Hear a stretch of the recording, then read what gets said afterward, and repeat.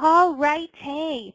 So we have Becky, who is very excited and has been waiting ever so patiently to share with us some interpersonal effectiveness skills as well as potentially some distress tolerance skills that she has used over the past week. Becky, are you still wanting to do that, and are you willing and able to be unmuted at this time? She says, sure. All right, fantastic. You can even turn your cam on if you want to, just like Britton did. Let's see. And Becky says, you got to ask. Well, I had to make sure because you know what? Sometimes I'll have students say at the beginning of class, Becky, they'll say like, oh, sure, yeah, I want to share. And then later on they'll be like, oh, my husband's home. I don't want him to overhear. Or like the kids are back or, you know, something like that. And then they're like, please don't unmute me. Becky! Hi, guys. I know what you mean about having to ask. I have been waiting to tell you this instead of Pathfinders, Debbie, because this is very exciting for me. Oh, okay.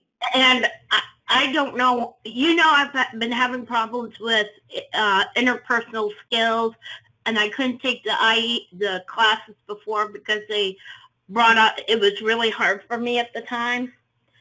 I had a call at work, and this went totally out of my comfort zone. I had a call at work. This lady is yelling at me. She's like, you don't know what you're doing. I want to speak to somebody else. I said to her in a very firm, calm, polite voice, I said, ma'am, I can put you back in the queue, and you can talk to somebody else. That's perfectly fine, but I'm trying to help you. I was very polite, assertive, got the call done, and I was so proud of myself when I was done, Debbie. This is why I've been waiting to tell you. This is why I've been waiting to tell you it in class. I mean, I was scared to death. I was absolutely scared to death. What shocked me was why I could do this. And I think what has helped, and I'm trying to use distress tolerance skills, breathing, touch with my stuffed animals at work. I posted in Pathfinders, I got the shot in my knee.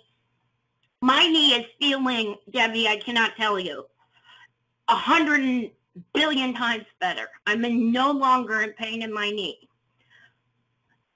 A side effect that I didn't realize is that all these emotions that have been muted due to dealing with the pain are now coming out.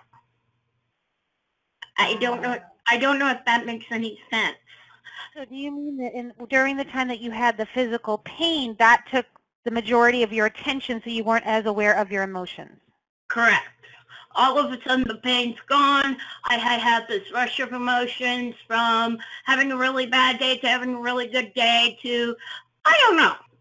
But, so I'm trying to pull back and use, you know, and when this happened, my internet got turned off, and I had to swallow my pride and say, Mom, listen, I need your help. I need my internet. I need my therapy group. I need my support line.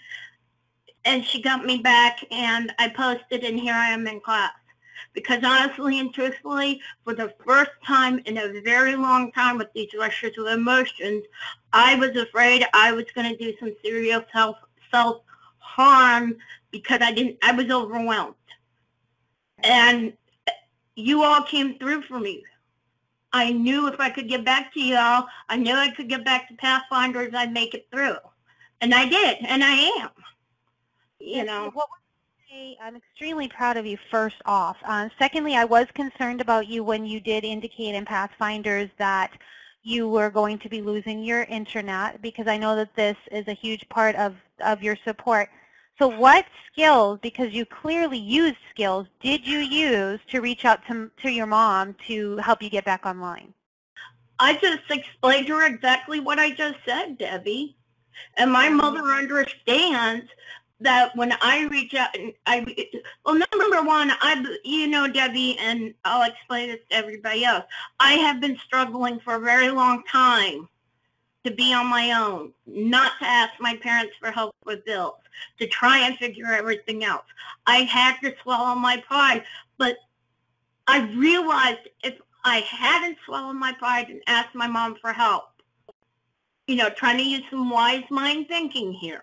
That's right. That's what I was going for. I would be in trouble. I'd be in big trouble. Monday, after working 7 hours or 10 hours of, anyway, I knew I needed help. The only person I could reach out to was my mother. And when I say I have to swallow my pride and ask my mom for help, that's exactly what I have to do. It's getting to the point of she knows if I ask her for help, it's a desperate situation. Because unless it's a desperate situation, I will not ask for my parents for help. You have this illness, you're dealing with this issue, but yes, you can integrate it into your life through DBT therapy. Because honestly, Debbie, and I mean this from the bottom of my heart, without DBT, without you, without all your work, I don't know I'd be where I'm at right now. Honestly and truthfully. And I want you to acknowledge, I'm going to receive that, and you know how much it means to me to hear that, and I want to reflect to you to remember the fact that you are the one doing the hard work, showing up, doing the homework, you know what I mean? You're the one that's making this possible. I'm providing a platform, and you're doing the footwork. Yeah. So, yeah, but it's like Jess, my last supervisor, wouldn't take any credit for what he did for me. He's like, it's all you. I'm like, no, it's not just all me. Yeah, I take most of the credit. I take most of the credit for it, yeah, but I need help along the way. So I think maybe Debbie, I don't know. I don't know. I just wish I had a platform to get up there and scream from the highest heavens, you all can do it.